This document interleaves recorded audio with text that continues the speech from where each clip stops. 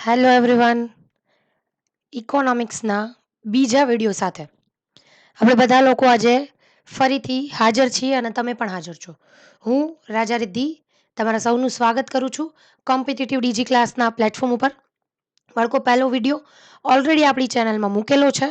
બીજો વિડીયો જે છે એ અત્યારે હું મૂકી રહી છું, જેમાં આપણે એક બર્નિંગ ઇસ્યુ વિશે વાત કરવાની છે કે આ બર્નિંગ ઇસ્યુ વિશે આપણને અત્યારની પરિસ્થિતિ વિશે પણ ખબર હોવી જોઈએ, રાઈટ? કે જેથી તમે એમાં પ્રોપરલી કદાચ આપણે આ પેપર જે છે અને સ્કૂલમાં દેવું હોય તો સ્કૂલમાં પણ વ્યવસ્થિત રીતે લખી શકીએ. અને જ્યારે આપણે કોમ્પિટિટિવ એક્ઝામમાં બાળકો આગળ વધશું ત્યારે સ્કૂલવાળા બાળકો જે જોવે છે એના માટે કે ત્યારે જે છે એ આપણે કોમ્પિટિટિવ એક્ઝામમાં પણ આનો ડેટા જે છે લઈને લખી શકશું. તો બેઝિક માહિતી આપણે રોજગારી વિશે બેરોજગારી વિશે લેવાની છે કે રોજગારી અને બેરોજગારી વચ્ચે બેઝિક ડિફરન્સ જે છે એ શું છે અને આ બેરોજગારીના કેવા કેવા પ્રકારો છે, ભારતમાં કયા કયા પ્રકારની બેરોજગારી જોવા મળે છે, એ આજે આપણે જોવાનું છે. તો સૌથી પહેલાં તો મારું નાનકડું એવું ઇન્ટ્રોડક્શન તમારા બધા લોકોના પેજ ઉપર છે. તમે મને YouTube channel competitive DG class ઉપર ફોલો કરી શકો છો, રાઈટ? તો ચલો બાળકો, શરૂ કરીએ આપણે આપણા સેશનથી. આપણું જે સેશન છે બાળકો બેરોજગારી ઉપર છે. હવે બાળકો, જ્યારે બેરોજગારી હોય ને ત્યારે આપણને બે પરિસ્થિતિ વિચાર આવે. જો આપણી લેંગ્વેજમાં સમજીએ તો બેરોજગારી તો આપણી પાસે નોકરી નથી ભાઈ, બરાબર? પપ્પાને પૈસે લીલા લેલ ચારે જ બીપીએલ કાર્ડ છે આપણી ભાષામાં કહીએ તો. બેરોજગારી. હવે એને જો કન્વર્ટ કરું રોજગારીમાં તો શું બધા લોકો પાસે રોજગારી છે? જેટલા લોકો તમને સામે મળે છે એ કેમ કે મારી પાસે 10,000ની નોકરી છે, કેમ કે મારી પાસે 50,000ની નોકરી છે. નહીં, એવું નહીં. રોજગારીની પરિસ્થિતિ એટલે શું? રોજગારી કોને કહેવાય? તો કે જે વ્યક્તિ કામ કરવા ઈચ્છે છે, કોઈ પણ વ્યક્તિ જે છે એ કામ કરવા ઈચ્છે છે અને એ કામ પ્રાપ્ત પણ કરે છે.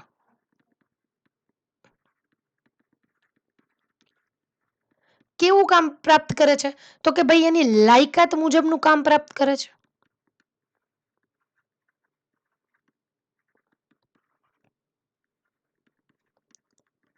તો એને આપણે રોજગારી મેળવી એવું કહેશું. અને બેરોજગારી એટલે શું? તો કે ભાઈ કોઈ વ્યક્તિ જે છે એ કામ કરવા ઈચ્છે છે, એનામાં લાયકાત પણ છે, બરાબર? એ વ્યક્તિ પાસે લાયકાત પણ છે. લાયકાત એટલે કયા પ્રકારની લાયકાત? ફોર એક્ઝામ્પલ, ભાઈ કોઈ કંપનીમાં મારે જોબ કરવી છે તો મારી પાસે એટલીસ્ટ બીકોમ અથવા તો બીબીએ અથવા તો post graduation, MCom, MBA knowledge હોવું જોઈએ. તો હું કંપનીના કામ કરવા માટે એલિજિબલ છું, આ મારી લાયકાત છે. ભાઈ મારે કોઈનું રિટર્ન ફાઇલ કરવું છે તો મારી પાસે સીએની ડિગ્રી હોવી જોઈએ, તો જ હું રિટર્ન ફાઇલ કરી શકું. હવે આ એનામાં લાયકાત છે, છતાં પણ આ લોકો બેરોજગાર રખડે છે. એ લોકો પાસે જોબ નથી. એટલે કે સવારથી સાંજ એ લોકો પોતાનું જે ક્વોલિફિકેશન જે છે, વર્ક એક્સપિરિયન્સ છે, જે એની પાસે એનો મસ્ત એક રિઝ્યુમ છે લઈને બધે ફરે છે અને છતાં પણ એ કામ કરવા ઈચ્છે છે. એટલે કે કામ કરવા ઈચ્છે છે ભાઈ, તો જ બધી જગ્યાએ જાય છે. એની પાસે લાયકાત પણ છે ભાઈ, જે લાયકાત જોતી હોય એ લાયકાત છે એની પાસે, છતાં પણ એની પાસે કામ નથી. આને બેરોજગારીની પરિસ્થિતિ કહેવાય. હવે તમને એમ થાય કે મેડમ અમને હજી એક પ્રશ્ન પૂછાય છે, પૂર્ણ રોજગારી. બરાબર, પૂર્ણ રોજગારી આવો પ્રશ્ન અમને પૂછાય છે. તો આ પૂર્ણ રોજગારી જે છે એ પૂર્ણ રોજગારી એટલે શું? તો મેં કીધું એવી રીતે જેટલા લોકો સામે મળે છે, દરેક લોકો પાસે જોબ છે,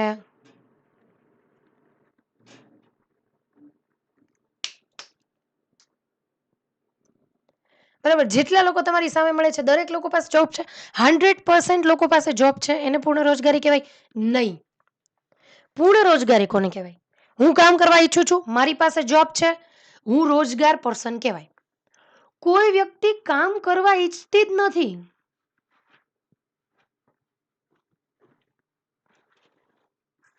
એને જોબ લેટર ઘરે આવે છે, કાલે ભાઈ કાલથી તારી 10,000ની નોકરી શરૂ થાય છે. તો કે ના ના, એ કે હું ભણ્યો આના કરતાં વધુ, મને નોકરી જે છે એ આટલાની નથી જોતી, નોકરી રિજેક્ટ કરે છે. એની ઈચ્છા જ નથી નોકરી કરવાની. તો આને હું બેરોજગાર વ્યક્તિ કહી શકીશ? તો કે ના, ન કહેવાય ભાઈ.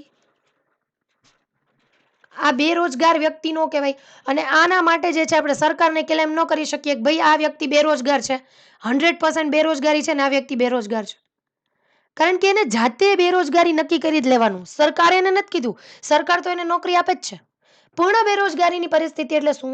કે કોઈ વ્યક્તિ કામ કરવા ઈચ્છે છે, દરેકે દરેક વ્યક્તિ કે જે કામ કરવા ઈચ્છે છે અને એને એનું કામ મળ્યું છે, લાયકાત મુજબનું કામ મળ્યું છે, એને આપણે પૂર્ણ રોજગારીની પરિસ્થિતિ કહીશું. તો આ વસ્તુ જે છે એને આપણે ઇન્ટ્રોડક્શનમાં નાનકડું એવું લખી શકીએ છીએ. પછી આપણને ભાઈ વ્યાખ્યા પૂછે. બરાબર, તો જ્યારે તમે બાળકો તમારી ટેક્સ્ટ બુકનું પેજ ફેરવશો ને એટલે તમને વ્યાખ્યા પ્રાપ્ત થશે. બરાબર, વ્યાખ્યા હું તમને કહી દઉં છું, તમારે બુકમાંથી પણ કન્ટેન લેવાનું છે થોડું, કે ભાઈ બેરોજગારી જે છે, આ બેરોજગારી એટલે શું? તો કે જ્યારે કોઈ યોગ્ય અને કુશળ વ્યક્તિ છે એને એની ક્ષમતા અનુસાર, જુઓ કેવી વ્યક્તિ? યોગ્ય અને કુશળ વ્યક્તિ, એને એની ક્ષમતા અનુસાર નોકરી કે કાર્ય મળતું જ નથી. તો આવી સ્થિતિને આપણે બેરોજગારીની સ્થિતિ કહેશું. પણ આ બેરોજગારીના પ્રકારો આપણને અલગ અલગ જોવા મળે છે. તો એ આપણે જોઈએ. જો આપણે જે છે એ બેરોજગારીની સ્થિતિ જોઈ, હમણાં આપણે આગળ જ વાત કરી કે ભાઈ બેરોજગાર વ્યક્તિ અને પૂર્ણ રોજગારી, આ બંને વચ્ચેનો ડિફરન્સ જે છે એ શું છે એ આપણે હમણાં જ જોઈ. કે પૂર્ણ રોજગારી કોને કહેવાય? તો કે જેટલા વ્યક્તિઓ કામ કરવાની ઈચ્છા રાખે છે બસ એની પાસે નોકરી છે. જે વ્યક્તિઓ કામ કરવાની ઈચ્છા નથી રાખતા, એની પાસે નોકરી નથી, તો એ વ્યક્તિને આપણે બેરોજગારીની વ્યાખ્યામાં સમાવિષ્ટ કરી શકશું નહીં. કારણ કે હમણાં જ આપણે બેરોજગારીની વ્યાખ્યા જોઈ કે જે વ્યક્તિ કામ કરવા ઈચ્છે છે અને એને નોકરી મળતી નથી.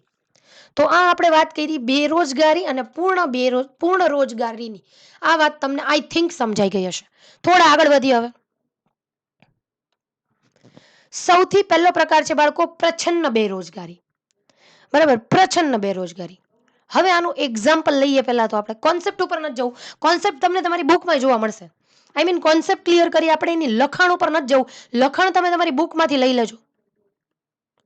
થોડું ઘણું હું તમને સમજાવી દઈશ. અહીંયા આપણે કોન્સેપ્ટ જે છે એને જબરદસ્ત રીતે ક્લિયર કરવાના છે કે ભાઈ એકવાર બુક વાંચીએ તો આપણને ડાયરેક્ટ સીધું મગજમાં ઉતરે.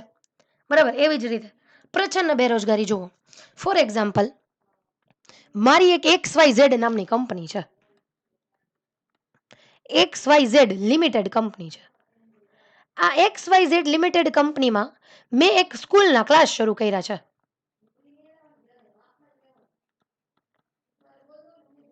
બરાબર, સ્કૂલના ક્લાસ શરૂ કર્યા. આજે સ્કૂલના ક્લાસીસ શરૂ કર્યા ને બાળકો, તો મેં જે છે એ 15 વ્યક્તિઓને રાખ્યા કામ કરવા માટે. એમાંથી 10 જેવી ફેકલ્ટીઓ હતી અને 5 લોકો જે હતા એને મેં માર્કેટિંગ માટે રાખ્યા હતા. હવે એક દિવસ કોઈ એક વ્યક્તિ આવી, કોઈ ઓ નામની વ્યક્તિ જે છે આવી. બરાબર, અને મીંડુ નો સમજતા ઓ છે. ઓ નામની વ્યક્તિ આવી. એ madam, I am a student of marketing, I need a job. એટલે મેં કીધું કાંઈ વાંધો નહીં, અમારી ફેકલ્ટી તો જબરદસ્ત કામ કરે છે, બધા મસ્ત ભણાવે છે. માર્કેટિંગમાં મારે લોકોની જરૂર છે. અત્યારે મારું સ્કૂલના જે ક્લાસ છે એમાં મારી પાસે 1000 સ્ટુડન્ટ્સ છે. અને અત્યારે અમારું કામ જે છે ક્લાસીસનું એ લગભગ 24 કલાકમાંથી 15 અવર્સ તો ચાલે જ છે, 15 કલાક ચાલે છે. અને મારે સ્ટુડન્ટમાં ઇન્ક્રીમેન્ટ થાય છે, ઘટાડો થતો નથી. હા, કોરોના વાયરસની પરિસ્થિતિ આવે તો એ સાઈડમાં વહી જાય. આ હું નોર્મલ કન્ડિશનની વાત કરું છું. એટલે મેં આ એક વ્યક્તિને એડ કર્યો કે ભાઈ તું આવ, માર્કેટિંગ કર. હવે આ વ્યક્તિ આવી તો ખરી, પણ મને કોઈ પણ જાતનું આ સ્ટુડન્ટમાં પ્લસ જોવા મળ્યું નહીં. તો આ વ્યક્તિની પ્રોડક્ટિવિટી શું છે? 0 છે. પણ કોઈક આવે ને એમ કે, તો હું એમ કહું કે અમારે ત્યાં માર્કેટિંગમાં 16 વ્યક્તિઓ છે. આ છુપી, આપણે નાના હતા ત્યારે હાઈડ એન્ડ સીક રમતા ને બસ એના જેવું. બરાબર, હાઈડ એન્ડ સીક જેવી પરિસ્થિતિ. કામમાં રોકાયેલો તો છે પણ કઈ પ્રોડક્ટિવિટી નથી. બીજું એક એક્ઝામ્પલ બહુ સારું. ફોર એક્ઝામ્પલ, ગોપાલ નમકીનની ફેક્ટરી છે. આપણે જબરદસ્ત આની ફ્રેમ્સ ખાતા હઈશું ભાઈ. બરાબર, આ ગોપાલ નમકીનની ફેક્ટરીમાં રાજકોટમાં જઈએ તો રાજકોટની ફેક્ટરી વિશે એક્ઝામ્પલ લઈએ. જે લોકો જે સિટીમાં હોય એના વિશે એક્ઝામ્પલ જોઈ લેવાનું. લગભગ 20 લોકો કામ કરે છે. હવે એ લોકોએ એક બીજી વ્યક્તિને 5 વ્યક્તિને કામમાં રોકી. આ 20 વ્યક્તિ જે છે એ રોજની ડેઈલી ટુ ડેઈલી 100 kg ફ્રાઈમ્સ જે છે એનું ઉત્પાદન કરતા. 5 વ્યક્તિને રોકી તો એને એમ તો થાય ને કે ભાઈ મારે કઈ જાજુ નહીં, પણ 20 kg 20 કિલો તો ફ્રાઈમ્સનું ઉત્પાદન જે છે એ વધતું જાય, કારણ કે અમારે તો ડિમાન્ડ ચાલે જ છે. પણ છતાંય આ વસ્તુ પોસિબલ થઈ નહીં. એટલું ને એટલું જે છે એ યુનિટ પ્રમાણે એટલી જ કેજી જે છે એ ફ્રાઈમ્સનું ઉત્પાદન થયું. એટલે ગોપાલ ફેક્ટરીવાળા માલિકે કીધું, ભાઈ તમે લોકો કેવા બેરોજગાર કહેવાય? પ્રચંડ બેરોજગાર કહેવાય. કામમાં તો રોકાયેલા છો, પગાર પણ લ્યો છો, પણ તમારા પ્રોડક્ટિવિટી તો કે ઝીરો. એટલે કે આપણા અર્થશાસ્ત્રને કોઈ પણ જાતનો ફાયદો થાય તો કે ના ન થાય. બરાબર. હવે આપણે આની ઓથેન્ટિક વ્યાખ્યા જોઈએ. આ વ્યાખ્યા તમારી ટેક્સ્ટ બુકમાં તમને મળી જશે. પ્રચંડ બેરોજગારી એટલે એવા વ્યક્તિઓ કે જે કાર્ય માટે જેટલા શ્રમિકોની જરૂર છે એટલા કરતાં વધુ શ્રમિકો ત્યાં કામ ઉપર છે. દેખીતી રીતે તો એ લોકો કામમાં જ છે, અને એનાથી ઉત્પાદન ક્ષમતા જે છે એમાં કોઈ વધારો થતો નથી. ઉત્પાદન ક્ષમતા જેટલી પહેલા હતી ને એટલી છે. તો આવી પરિસ્થિતિને કહેવાય પ્રચંડ બેરોજગારી. ત્યાર પછીની બેરોજગારી આ સમજાઈ ગઈ હશે તમને. ત્યાર પછીની બેરોજગારી ઘર્ષણાત્મક બેરોજગારી.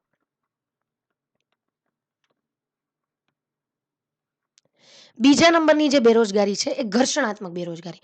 હવે એક વસ્તુ એ કહેવાની, અત્યારે આપણે 11th-12thમાં છીએ, આપણી પાસે દરેક વસ્તુની એક બુક છે કે ભાઈ આ પહેલું પુઠ્ઠું છે, છેલ્લા પુઠ્ઠા સુધી પૂછાશે. જેમ આગળ વધશો એમ આ પુઠ્ઠા નહીં હોય. બરાબર, બુક્સો વધતી જશે.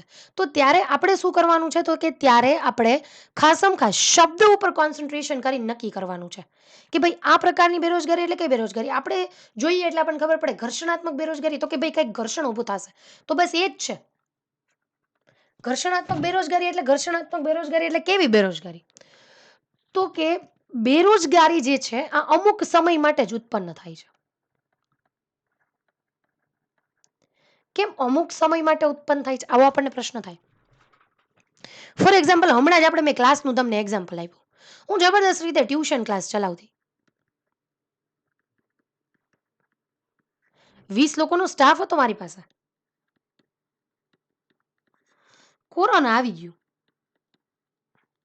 અને ક્લાસ કરવા પડ્યા બંધ. હવે મેં એવું વિચાર્યું કે કશું વાંધો નહીં, હું કંઈક નવો બિઝનેસ શરૂ કરું. આ ટાઈમે હું બેરોજગાર નથી, બરાબર, કારણ કે આ સમયે આખી દુનિયા જે છે કામ નહોતી કરતી. પછી આ બંધ થઈ ગયું. હવે મેં એક નવી શરૂઆત કરી.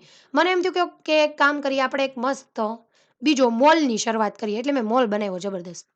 પણ આ મારો જે સમયગાળો છે ને, આ ટ્યુશન ક્લાસને બંધ કરવાનો અને આ મોલને શરૂ કરવાનો, આ વચ્ચેનો જે સમયગાળો છે ને એ કેવો સમયગાળો? તો કે ઘર્ષણવાળો. એ સમયગાળા દરમિયાન ઘર્ષણાત્મક બેરોજગારી. પણ આ બેરોજગારી કેવા પ્રકારની છે? તો કે ટૂંકા ગાળાની બેરોજગારી છે. જ્યારે હું એક બિઝનેસમાંથી બીજા બિઝનેસ તરફ આગળ વધું છું, બરાબર, ત્યારે આ બેરોજગારી જે છે જોવા મળે છે. પણ આ ખૂબ ટૂંકા સમય માટે હોય છે. જ્યારે ફરીથી મારો બીજો બિઝનેસ જે છે ડેવલપ થઈ જશે, અથવા તો હું બીજા બિઝનેસની શરૂઆત જ કરી દઈશ, ત્યારે હું બેરોજગાર નહીં કહેવાઉં. બરાબર, ત્યારે હું બેરોજગાર વ્યક્તિ કહેવાઈશ નહીં. તો આને કહેવાય ઘર્ષણાત્મક બેરોજગારી. ફટાફટ આપણે આપણી ટેક્સ્ટ બુક પ્રમાણેની એક વ્યાખ્યા નાનકડી જોઈએ. આ બેરોજગારી જે છે, ક્યારેક કોઈક એક શ્રમિક છે, એ એક ઉત્પાદન પ્રક્રિયામાંથી જ્યારે બીજી ઉત્પાદન પ્રક્રિયા તરફ જાય છે, એટલે કે એક વ્યવસાયમાંથી કોઈ વ્યક્તિ જે છે એ બીજા વ્યવસાય તરફ જવા માટે ઈચ્છુક હોય, પરંતુ નવા વ્યવસાય માટે એને આવશ્યક પ્રશિક્ષણની જરૂર. એટલે કે ભાઈ મારે થોડુંક સર્ચ તો કરવું પડે ને, બરાબર, મારે થોડું ઘણું સર્ચ તો કરવું પડે ને, મારે બિઝનેસ ચેન્જ કરવો હોય તો આ નવા વ્યવસાય માટે જે મને થોડો ઘણો આ જે ટાઈમ પીરિયડ લાગે છે, જે મેં કીધું તો એ સમયગાળા દરમિયાન હું ઘર્ષણાત્મક બેરોજગારીનો સામનો કરું છું. પણ જેવું હું બીજું શરૂ કરીશ એટલે તરત ને તરત જે છે અમારી બેરોજગારી ખતમ થઈ જશે. આને કહેવાય છે ઘર્ષણાત્મક બેરોજગારી. આગળ જોઈએ બાળકો, મોસમી બેરોજગારી. બરાબર, ફરીથી બાળકો નામ જોઈએ ને એટલે ખબર પડી જાય. બરાબર, નામ જોઈએ એટલે મને ખબર પડી જાય. મોસમી બેરોજગારી, મોસમ દરમિયાન આવતી બેરોજગારી. અત્યારે તમે બધા વિડીયો જુઓ છો, અત્યારે ભાઈ મસ્ત શ્રાવણ મહિનો ચાલી રહ્યો છે અને ચોમાસાની સિઝન છે. હવે ચોમાસાની સિઝન દરમિયાન આપણે જબરદસ્ત રીતે બહાર નીકળીએ એટલે આપણને ફેરિયાઓ જોવા મળે, છત્રી લઈને ઊભા હોય, રેનકોટ લઈને ઊભા હોય, અને આપણે લોકો મસ્ત એની પાસે ખરીદી કરીએ. આ જ છત્રી અને રેનકોટ વાળો ભાઈ જ્યારે આપણે એ મસ્ત શિયાળામાં ઠંડીમાં આટા મારતા હોય સ્વેટર પહેરીને, ત્યારે ઊભો હોય તો આપણે એની પાસે કઈ વસ્તુ લેવાના છે? સામે જતા એને એમ કહે કે ભાઈ કંઈક બિઝનેસ ફેરવ, અત્યારે કોઈ નહીં લે. આવું આપણું સજેશન હોય છે. આને કેવા પ્રકારની બેરોજગારી કહેવાય? મોસમી બેરોજગારી. મોસમ બદલે બેરોજગારી વધે. જેમ મોસમ બદલે એમ બેરોજગારી વધે. ફોર એક્ઝામ્પલ હું કહું, ફટાકડા. બરાબર, ફટાકડા જે છે તમે દિવાળી ટાઈમે લેવા જાઓ, વધીને લગ્નમાં લેવા જાઓ. એવું થયું કે ઓ માય ગોડ, હાલો પહેલો વરસાદ આવ્યો, લાવો ફટાફટ જઈને ફટાકડા લઈ આવો. શું કે અત્યારે ફટાકડાની સિઝન નથી, આવું આપણે સાંભળીએ છીએ આપણા ઘરના પાસેથી. તો આ સમયગાળા દરમિયાન જેમ મોસમ ફરે છે એ સમયગાળા દરમિયાન જે રોજગારી ઊભી થાય, બેરોજગારી ઊભી થાય છે, એને મોસમી બેરોજગારી કહેવાય. અને જેમ મોસમ ફરે છે એમ રોજગારીમાં પણ વધારો ઘટાડો થાય છે. ફોર એક્ઝામ્પલ, સ્વેટરની માંગ ઉનાળામાં તો નથી, પણ જેવો શિયાળો શરૂ થશે એમ સ્વેટરની માંગ વધશે. એસીની માંગ શિયાળામાં તો નથી, પણ જેવો ઉનાળો શરૂ થશે એવી એસીની ડિમાન્ડ વધશે. તો આવી રીતે મોસમ જે છે એ પ્રમાણે આપણી રોજગારીમાં વધારો અને ઘટાડો થાય છે. પણ જેમ મોસમ ફરે છે એ કામ આપણે મૂકી દેવું પડે છે, તો એને મોસમી બેરોજગારી કહેવાય. હજી એક એક્ઝામ્પલ આપું, જુઓ. ફોર એક્ઝામ્પલ, ખેતીની વાત કરીએ. હવે ખેતીમાં અમુક સમયે પાકનું ઉત્પાદન કરવાનું હોય, પછી એની લણણી કરવાની હોય, વાવણી કરીએ, લણણી કરીએ, પછી પાક ઉપાડવાનો હોય. બરાબર, આપણે એમ કહીએ અત્યારે પાક ઉચકવાનો સમય હાલે છે, તો એટલા સમયગાળા દરમિયાન, કારણ કે પાકને ઉગવાનો સમય તો દેવો પડે ને, તો એટલા સમયગાળા દરમિયાન પેલા મજૂર જે છે એ શું હોય, તો કે બેકાર હોય. અને મોસમી બેરોજગારી કહેવાય. બરાબર, જો ભારતની ઇકોનોમી જે છે ને, બે પ્રકારની ઇકોનોમી છે ખાસ. એક તો મોસમ પ્રમાણેની ઇકોનોમી. જે મોસમ ફરે ને બાળકો, એમાં આપણને અમુક બિઝનેસમાં બૂમ જોવા મળે, એટલે કે ઉપર જોવા મળે, અને અમુક બિઝનેસ નીચું જોવા મળે. બીજું, આપણી જે ઇકોનોમી છે, આપણી આખી ઇકોનોમી છે, ખાસ યાદ રાખજો, આ મોસ્ટ આઈએમપી પોઈન્ટ છે કે તહેવારોની ઇકોનોમી છે.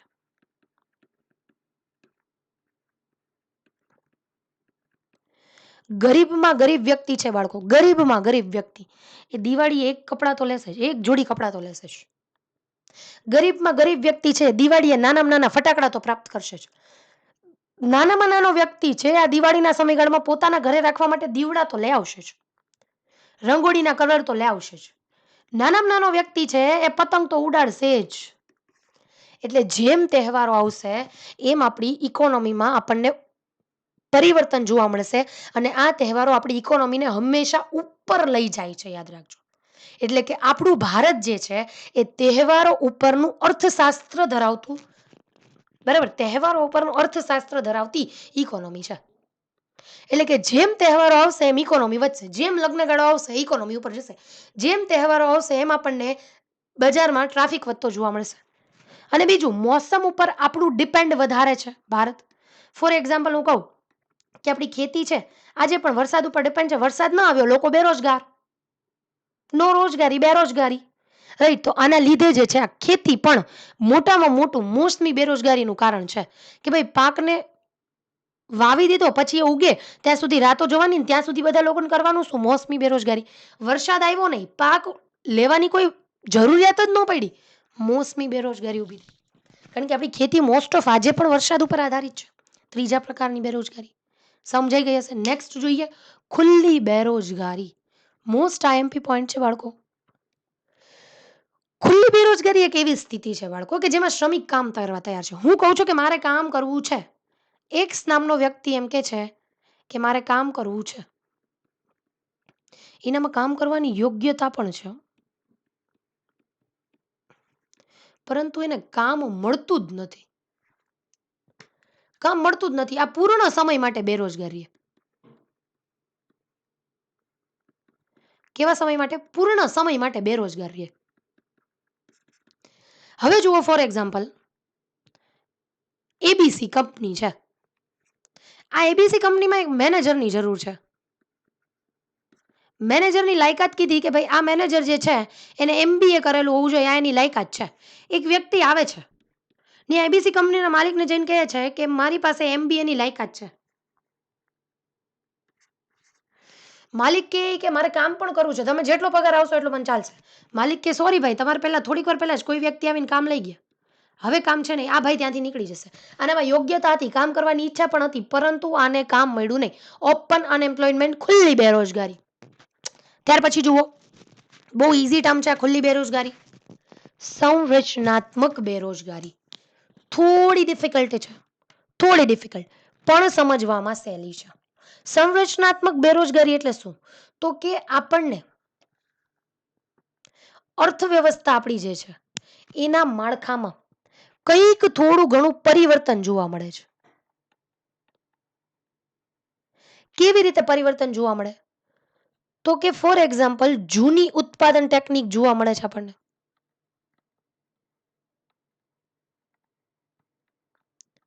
હવે જુઓ કે જૂની ઉત્પાદન ટેકનિક, ફોર એક્ઝામ્પલ, અત્યાર સુધી બધા લોકો જે છે એ એકાઉન્ટ જાતે લખતા હોય. આપણે જોઈએ કે પેલા મુનશી જે છે એ બેઠા હોય કોઈ પેઢીએ જઈએ તો, હવે એકાઉન્ટ લખવા માટે કોમ્પ્યુટર આવી ગયું.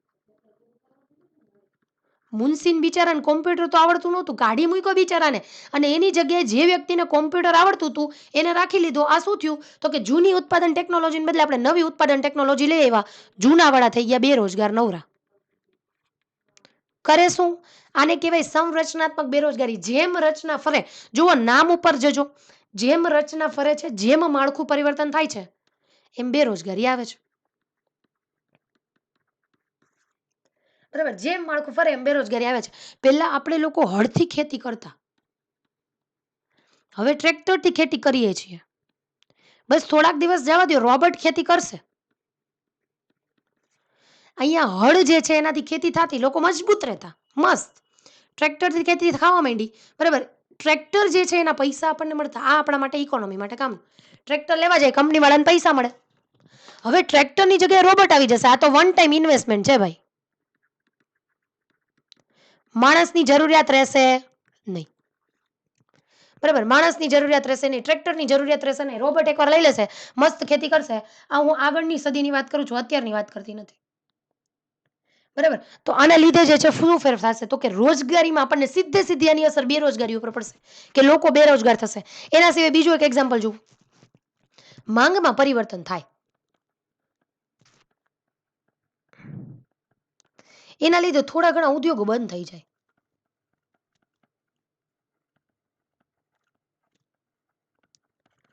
અને સંરચનાત્મક બેરોજગારી કહેવાય. બરાબર, માંગમાં પરિવર્તન થાય. ફોર એક્ઝામ્પલ, મેં અહીંયાથી જ એક્ઝામ્પલ આપણે ઉપર લઈએ. પહેલા ભાઈ ટ્રેક્ટરની જરૂરિયાત રહેતી, ટ્રેક્ટરનું ઉત્પાદન કરતા. હવે કોઈ ટ્રેક્ટરની જરૂરિયાત રહેતી નથી, રોબોટ લઈ લે છે. તો ટ્રેક્ટર વાળા જે ઉદ્યોગો છે બાળકો, પ્રેમથી થઈ જશે બંધ. પણ હવે અહીંયા લોકો જે ઉત્પાદન કરતા એનો શું વાંક? તો એના ફળ સ્વરૂપ જે છે એ લોકોને બેરોજગારીનો સામનો કરવો પડશે. આને કહેવાશે સંરચનાત્મક બેરોજગારી. મને એવું લાગે છે કે તમને સમજાતું હશે જબરદસ્ત રીતે. ત્યાર પછી ચક્રીય બેરોજગારી જોઈએ. ચક્રીય બેરોજગારી એટલે શું? તો કે આર્થિક તેજી આવે, મંદી આવે. અત્યારે જુઓ બાળકો, કોરોના વાયરસ, બજાર ખોલવાની તો પરમિશન દઈ દીધી, પણ દુકાને આપણે જોઈએ અમુક અમુક જગ્યાએ કાગડા ઉઠતા હોય, જોઈને હસવું આવે પણ અંદરથી દયા આવે. શું કામ? તો કે માર્કેટ અત્યારે નીચી છે, મંદી છે ભાઈ. હમણાં કોરોના વાયરસ વયો જશે, દિવાળી આવશે, પાછા લોકો બજારમાં નીકળશે, ફરીથી આપણને તેજી જોવા મળશે. શું થશે આની લીધે? તો કે આર્થિક તેજી અને મંદી, જે ગતિવિધિઓ થાય છે, બરાબર, સમયનું ચક્ર જે છે બાળકો, ચક્રીય બેરોજગારી, સમયનું ચક્ર ફરે છે, બેરોજગારીના પ્રમાણમાં હરતું ફરતું પરિવર્તન થાય છે, જેને આપણે ચક્રીય બેરોજગારી કહીશું. હવે જુઓ એના પછી શિક્ષિત બેરોજગારી. ચક્રીય બેરોજગારી ક્લિયર હશે. શિક્ષિત બેરોજગારી જોઈએ. ઈ કે મને મારા પપ્પાએ 12th કોમર્સ કરાવ્યું, મમ્મી પપ્પાએ, ફેમિલીએ. પછી મેં BCom કર્યું, BComની હારે હારે મેં CA કર્યું. CM ભેગું ન થયું એટલે મેં કોમ્પિટિટિવની તૈયારી કરવાની શરૂ કરી. કોમ્પિટિટિવની તૈયારી કરી, તૈયારી કરું જ છું, પણ હજી મને જોબ મળી નથી. મારી પાસે ક્વોલિફિકેશન છે, હું ભણેલો ગણેલો છું, પણ જોબ નીકળતી જ નથી. નીકળે તો હું એક્ઝામ આપું ને. બરાબર. આ સમસ્યાને આપણે બહુ જ ગંભીર માનીએ છીએ. ખૂબ જ ગંભીર સમસ્યા હોય જો આપણે ઇકોનોમીની, તો શિક્ષિત બેરોજગારી. શિક્ષિત લોકો જે છે એને જોબ મળતી નથી, નોકરી પ્રાપ્ત થતી નથી. એ કે હું તો તૈયારી કરું જ છું પણ જોબ નથી આવતી. આ શું છે? તો કે આ તમારી શિક્ષિત બેરોજગારી છે. તમારી પાસે લાયકાત છે? હા છે. તમે જે છે તમારા શિક્ષણ અને પ્રશિક્ષણ પાછળ ખૂબ મોટા પ્રમાણમાં સંસાધનોનો ઉપયોગ કર્યો છે. એટલે કે ભાઈ બજારમાંથી પૈસા ઉપાડ્યા છે, ઇકોનોમીમાંથી પૈસા લીધા છે, પણ તમે હવે પાછા આપી શકવા સક્ષમ નથી.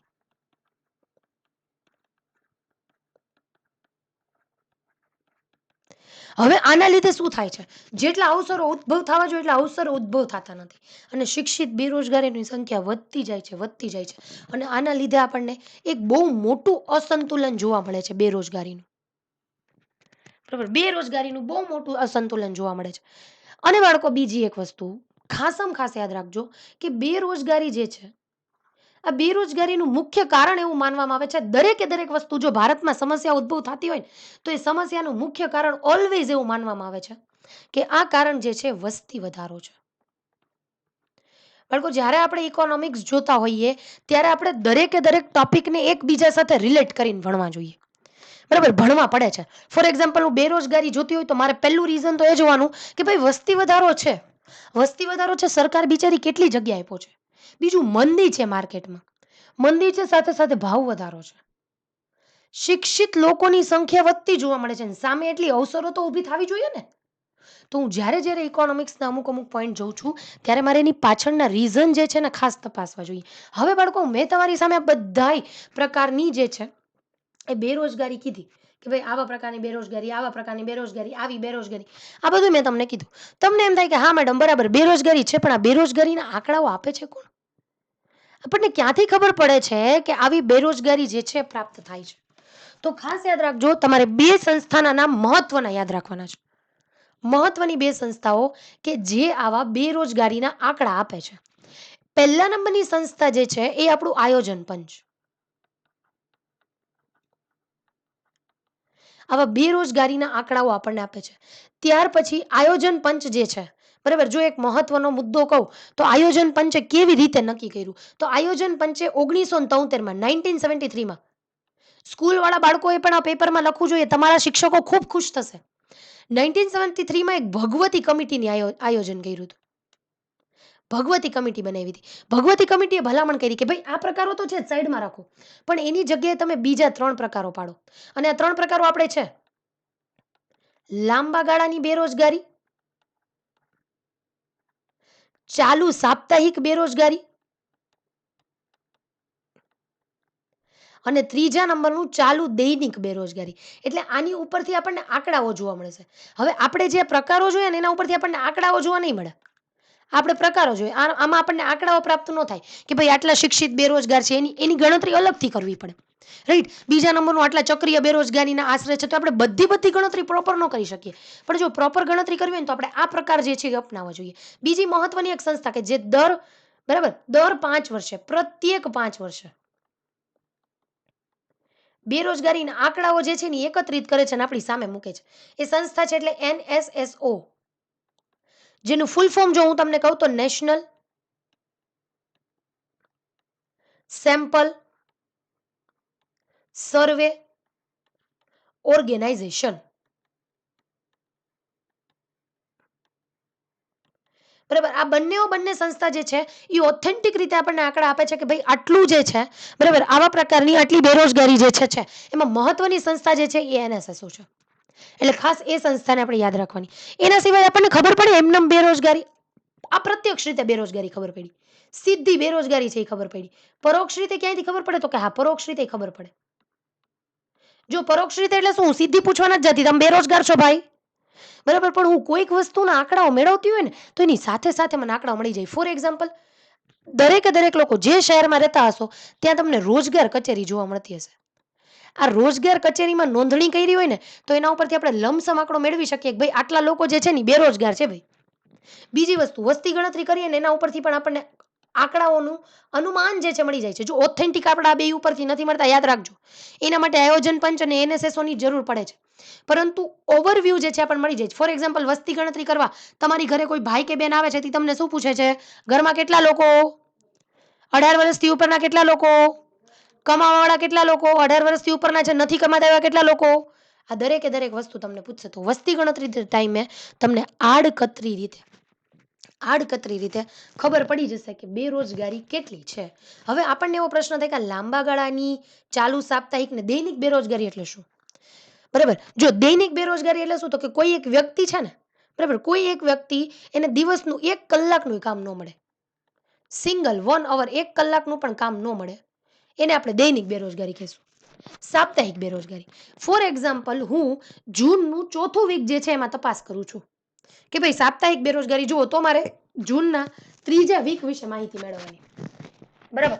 જૂનના ત્રીજા વીક વિશે માહિતી મેળવવાની. ભાઈ આટલી આટલી વ્યક્તિઓ જે છે એ આગલા સપ્તાહમાં કામ શોધતી હતી, પણ એને આખા સપ્તાહ દરમિયાન કામ મળ્યું નહીં, તો આને ચાલુ સાપ્તાહિક બેરોજગારી, એટલે કે હું જે અઠવાડિયામાં છું એની અગાઉના અઠવાડિયાનું જોઈશ. ત્યાર પછી લાંબા ગાળાની બેરોજગારી. લાંબા ગાળાની બેરોજગારી એટલે શું, તો કે કોઈ વ્યક્તિ 365 દિવસ કામ શોધે, 365 ડેઝ. આપણને ખબર છે કે આપણું આખું વર્ષ છે એમાં 365 દિવસ છે. એ 365 દિવસમાંથી 183 દિવસ જ કામ કરી શકે. આ આંકડો યાદ રાખજો. 183 દિવસ જ એને કામ મળે, બાકીના બધા એ મસ્ત રામે રામ ફરતો હોય. બરાબર. તો આ વ્યક્તિ જે છે એ વ્યક્તિને જે મળેલી બેરોજગારી છે ને, લાંબા ગાળાની બેરોજગારી કહેશું.